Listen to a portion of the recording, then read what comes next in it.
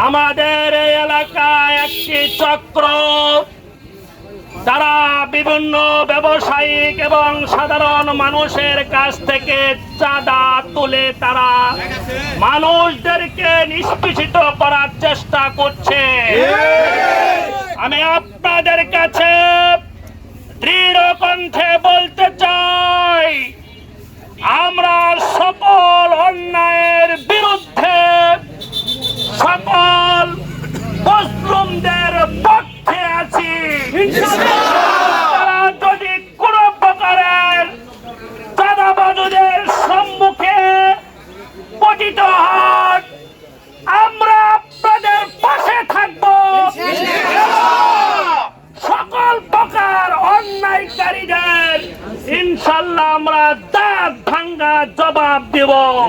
এই বাংলাদেশকে কলুষিত করার জন্য একটি চক্র, তারা সর্বদাই দেশদ্রোহী কাজ করে যাচ্ছে।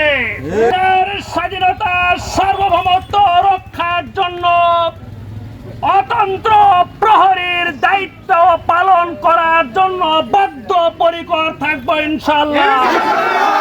বাংলাদেশ জামায়াত ইসলামী এদেশে মানবতার রাষ্ট্র প্রতিষ্ঠা করতে চায়।